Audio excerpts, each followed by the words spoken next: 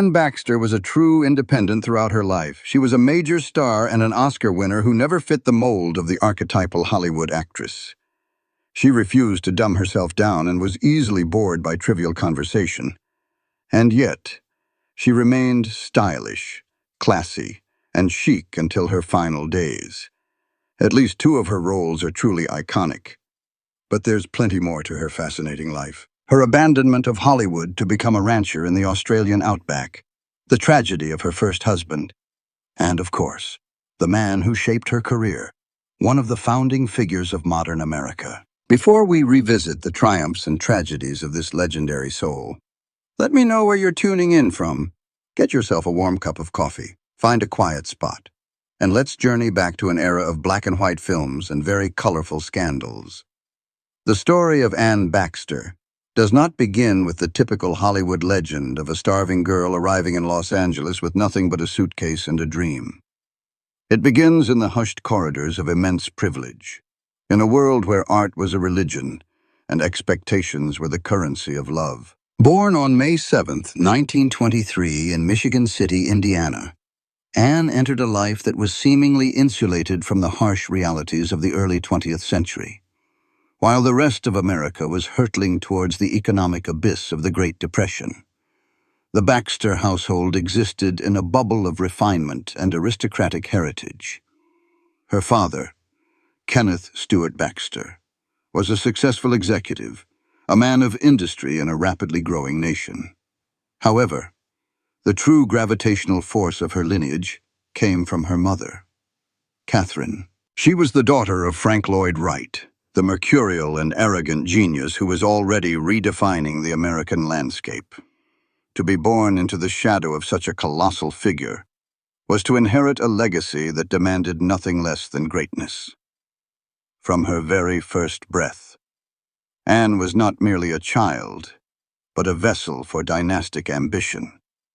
The atmosphere in her home was rarefied, filled with talk of aesthetics and structure rather than the mundane concerns of survival. Yet, beneath this veneer of cultured perfection lay a silence that was deafening, a void created by tragedy that no amount of wealth could fill. Before Anne was born, her parents had welcomed a son named James Stewart Baxter. He was the firstborn, the heir to the family hopes. But he died in his crib at just 5 months old. The grief of losing a child leaves a scar that never truly fades, changing the very texture of a marriage. Anne arrived in the wake of this devastation, a child expected to heal a wound that was fundamentally incurable. For a few years, she was the sole recipient of her parents' terrified and intense affection. Then, when Anne was 10, the house in Bronxville, New York, briefly filled with the noise of a new life. A brother, Richard Tobin, known as Toby, was born in 1933. Anne was ecstatic to share the burden of her parents' focus. But fate had a cruel script in store. Shortly after his 3rd birthday, Toby died of pneumonia.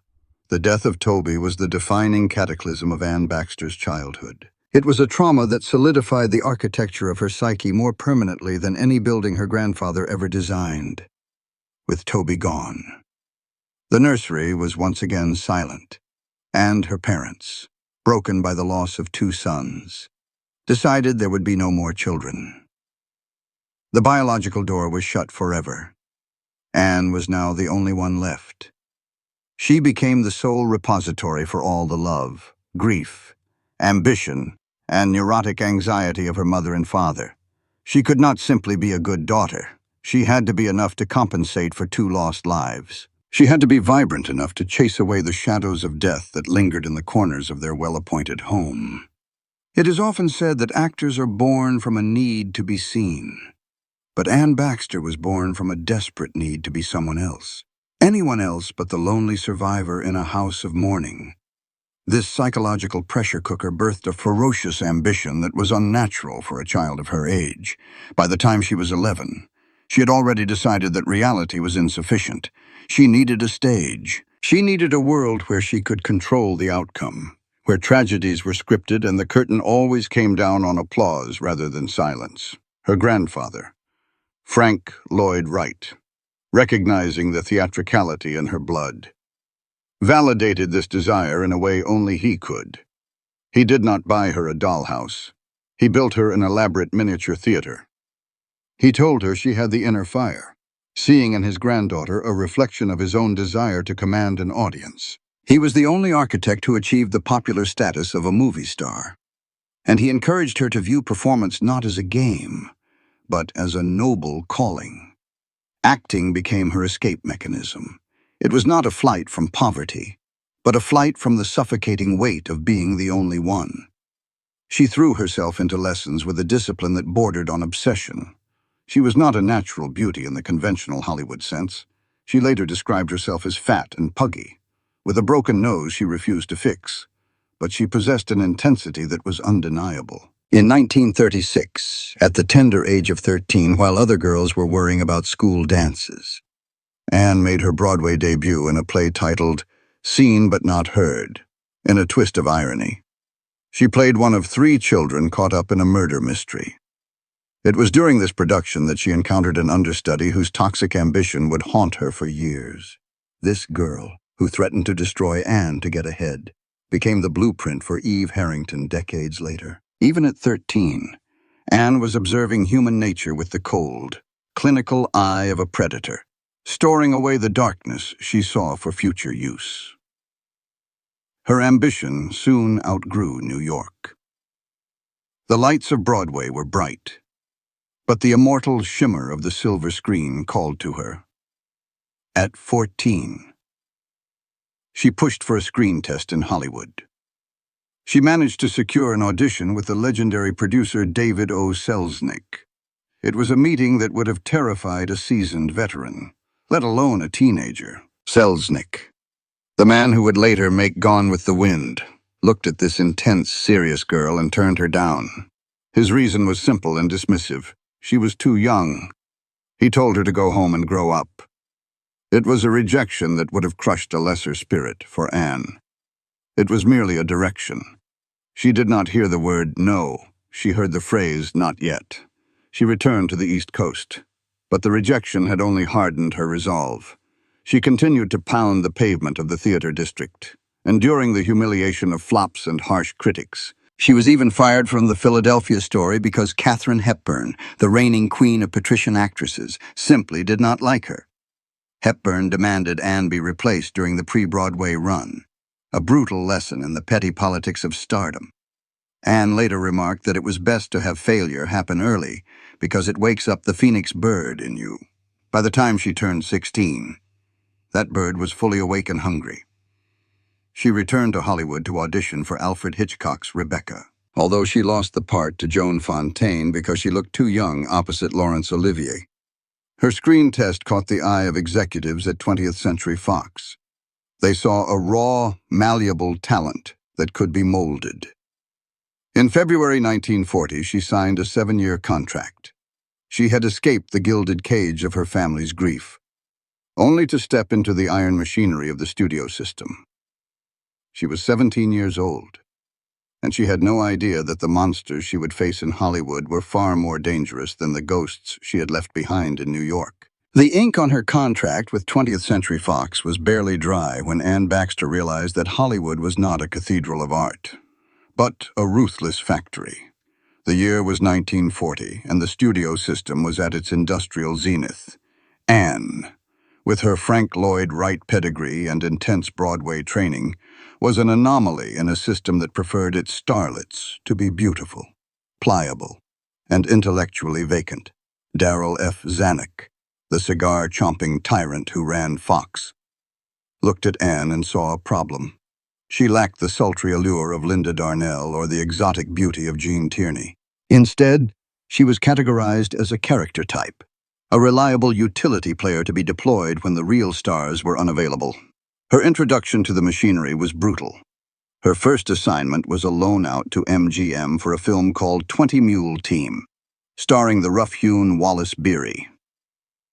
Beery, infamous for his abrasive personality, took one look at the 17-year-old theatrical upstart and decided to break her. He bullied her relentlessly, criticizing her for overacting and mocking her stage training. But Anne, summoning the steel will she had inherited from her grandfather, did not crumble. She adjusted. She calibrated her performance to match his, learning early on that survival in Hollywood required a fluidity of self, a willingness to wear whatever mask the situation demanded. For the next few years, Anne Baxter became the industry's most reliable insurance policy. She was the woman the studios called when their primary stars were pregnant, suspended, or simply too difficult to handle. She stepped into roles intended for others, inhabiting costumes stitched for different bodies. She was cast in Swamp Water in 1941, miscast as a rural girl in a film that failed to capture the public imagination. Critics noted that even with mud smeared on her face, she could not hide her patrician breeding. She was trapped in the role of the wholesome girl next door, a label she came to detest. In private, she yearned to be seen as dangerous and sexy, telling reporters she wanted to be the kind of girl who received fan mail asking for her bra strap rather than her cookie recipe. Her first brush with true cinematic greatness came from a loan out to RKO to work with the boy wonder, Orson Welles, on The Magnificent Ambersons. Anne played Lucy Morgan, a role that Gene Tierney had lost. Working with Welles was a revelation. Here was a man who understood that cinema could be high art. She delivered a performance of subtle heartbreak, believing she was part of something immortal. But Hollywood is a cruel editor. RKO butchered the film, cutting over 40 minutes of footage and discarding Anne's finest scenes. The version released was a mutilated torso of a film, teaching Anne a harsh lesson in this town. Art would always kneel before the altar of commerce. However, the mask of the ingenue was about to crack. In 1946, Anne lobbied for the role of Sophie MacDonald in The Razor's Edge. Sophie was a tragic figure, a woman who descends into alcoholism and prostitution after losing her family. It was a role that required a journey into the dark, far away from the sunshine of the girl next door. Zanuck was skeptical, unable to see the well-bred Baxter in the gutter of a Paris slum. But Anne understood Sophie's grief, perhaps channeling the mourning of her own lost brothers, when she won the Academy Award for Best Supporting Actress. It was a vindication. She had proven that she could be more than just a reliable backup. She was a force of nature. Yet, even with an Oscar, the role that would define her legacy came through the misfortune of another. In 1950, Joseph L. Mankiewicz was preparing All About Eve, the role of Eve Harrington. The sycophantic fan who ruthlessly usurps her idol was intended for Jean Crane, when Crane became pregnant. The call went to Baxter. Zanuck, still underestimating her, told Mankiewicz that Baxter lacked the virtuosity for the part. He was wrong. Anne Baxter was born to play Eve Harrington because she lived the reality of Eve. She was the ambitious outsider who had studied the stars, waiting for her moment, on set. The atmosphere was electric. Anne went toe-to-toe with Bette Davis, the formidable queen of the screen. Davis found a worthy adversary in Baxter, later describing Anne's performance as a double role, a character playing a character. She called Anne the sweet killer. The dynamic mirrored the film's plot. Davis was loud and emotional, while Anne was quiet and calculating, patterning Eve's breathless insincerity after an understudy from her Broadway days who had once threatened to destroy her. A telling anecdote from the production illustrates the hierarchy of the moment. A young Marilyn Monroe had a small role in the film. Zanuck despised Monroe, convinced she was good only for comedy. On set, Monroe was terrified of Davis. During a scene, Davis unleashed a fiery rant, causing Monroe to flee the set and vomit from anxiety. Anne witnessed this with cool detachment. To her, Monroe was a fragile personality, while she and Davis were iron-willed actresses. All About Eve premiered to acclaim, earning 14 Oscar nominations. Anne Baxter had mastered the art of wearing the mask, but she was about to discover that the face beneath it was becoming harder to recognize. The machinery had made her a star. but it was now threatening to consume the woman inside.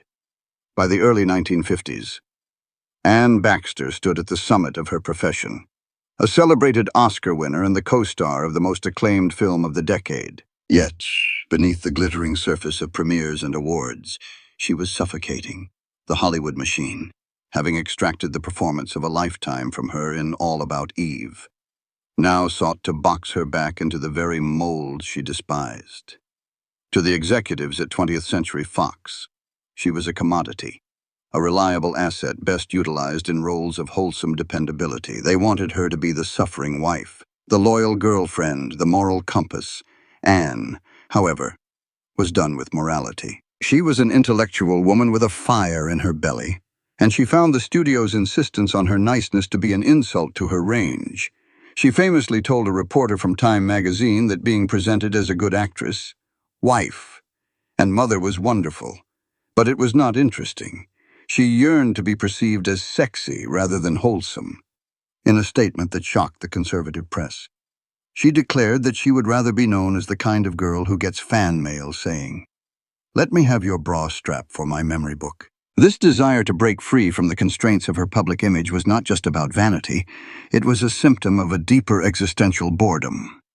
Anne was the granddaughter of Frank Lloyd Wright, raised in an atmosphere of high art and rigorous debate.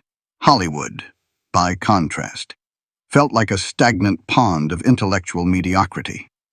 She grew increasingly outspoken about the vacuity of her social circle, complaining to the Associated Press that conversation in Hollywood had a boring sameness. She despised the endless shop talk, the dinner parties where grown adults discussed nothing but box office receipts and gossip.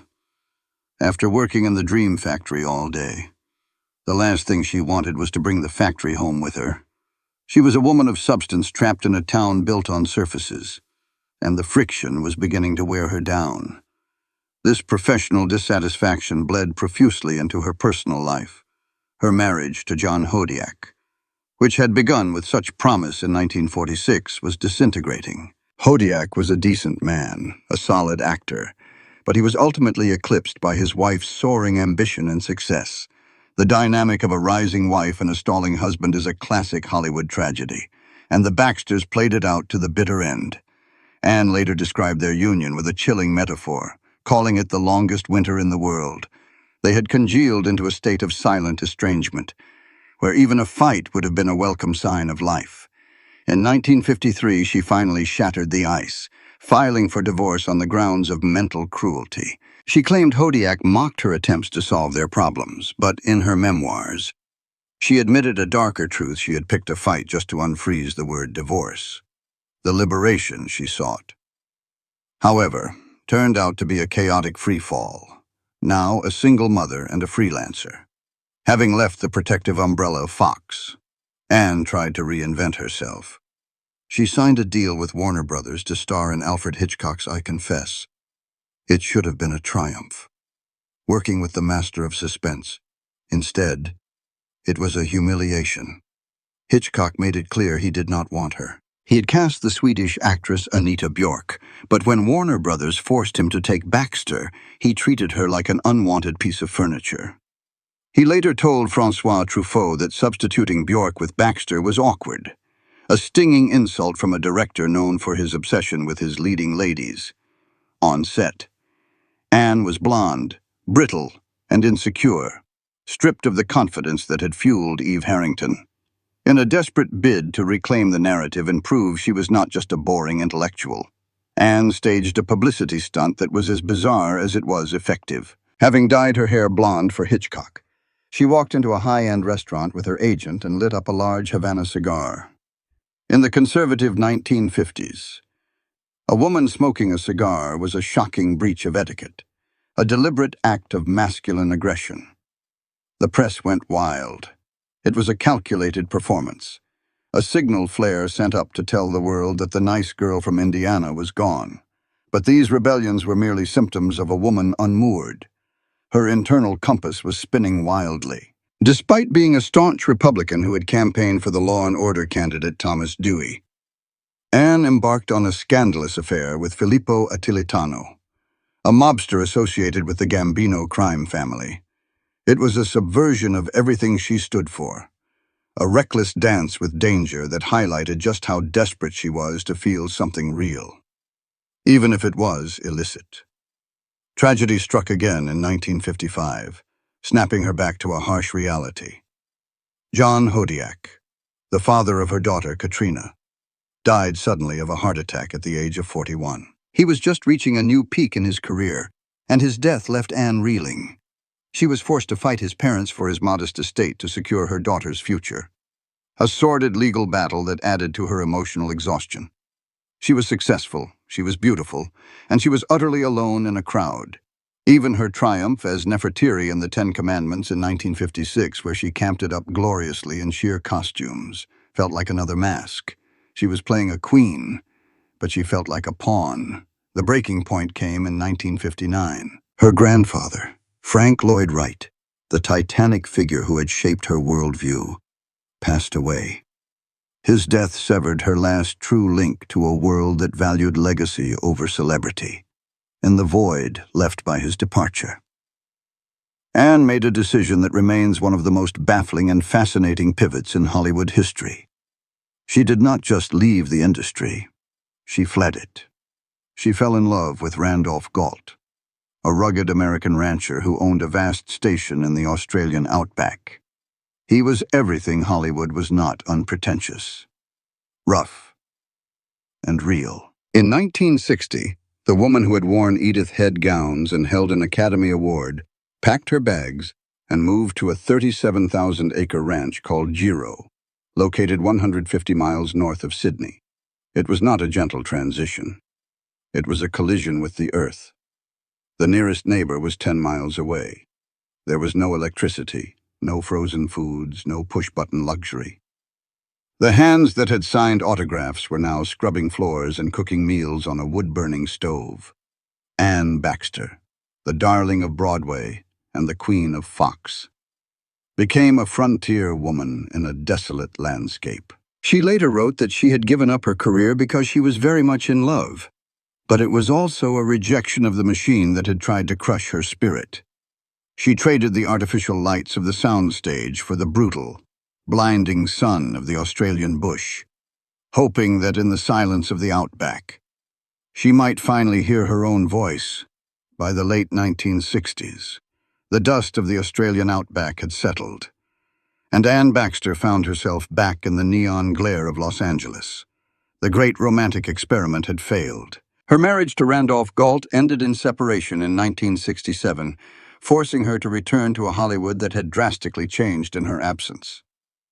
She was no longer the young starlet of 20th Century Fox. She was a single mother of 3, entering middle age in an industry obsessed with youth. Yet, Anne did not crumble.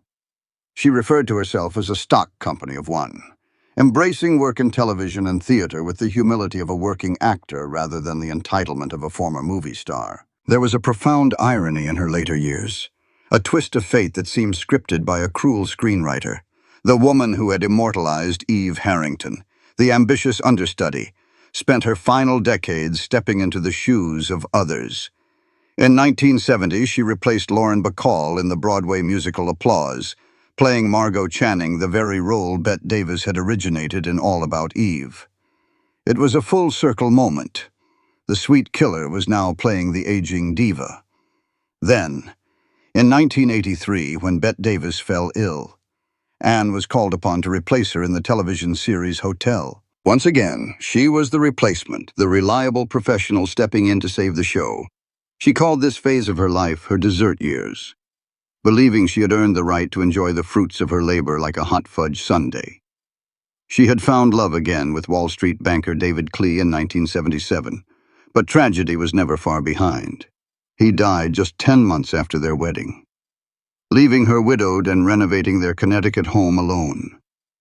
The end came not with a long, drawn-out fade, but with a sudden, violent cut to black. On December 4th, 1985, Anne was in New York City, a place that had always fueled her energy.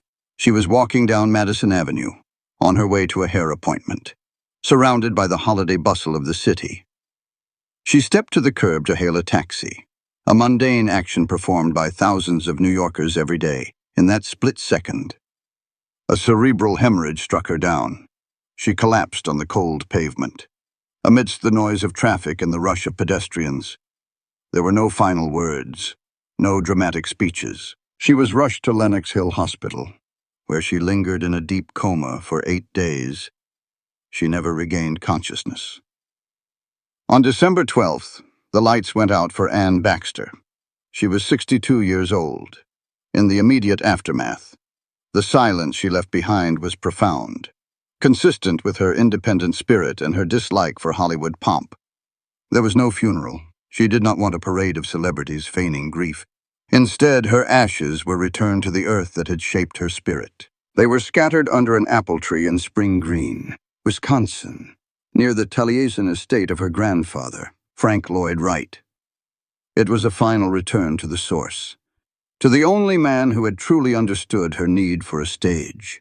Her co-star, Charlton Heston, mourned her as a significant star and a fine woman. But the most poignant realization was that she had died as she lived, moving, working, and fiercely independent until the very last second. Looking back at the mosaic of Anne Baxter's life, we are left with a startling picture of a woman who refused to be a prisoner of her own success. Unlike so many of her contemporaries who clung to the spotlight until it burned them, Anne dared to walk away. She traded the artificial adoration of millions for the harsh, silent reality of the Australian bush. Why? Because she feared boredom more than she feared failure. She was the granddaughter of a visionary architect, and she understood that a life, like a building, must have structural integrity. It cannot just be a facade. The cost of her choices was high. She lost her momentum, her marriage, and eventually her place on the A-list. But in exchange, she gained what she always craved: an interesting life. Hollywood, in its infinite cruelty, never quite knew what to do with her. The studio system was designed to manage egos, not intellects. They wanted a pin-up girl. Anne gave them a philosophy. Her story is a damning critique of an industry that treats women as perishable goods, valuing their youth over their wisdom. Even today, the entertainment machine grinds down those who refuse to fit into neat little boxes. Anne Baxter was a round peg who smashed the square hole. She was punished for her independence, cast aside when she stopped playing the game, yet she never allowed herself to become a victim. We must not remember her merely as the woman who died on a New York street corner. We must remember her as Eve Harrington, the sweet killer who exposed the vanity of fame. We must remember her as Sophie MacDonald, the tragic soul who found dignity in despair. She was an actress of terrifying range and a woman of uncompromising standards. In the end, she built her own monument, not out of brick and mortar like her grandfather, but out of moments of pure, unadulterated truth on screen. She proved that while stardom is fleeting, character is eternal. Before you go, I have one last question for you. Do you think Anne Baxter was right to leave Hollywood for love?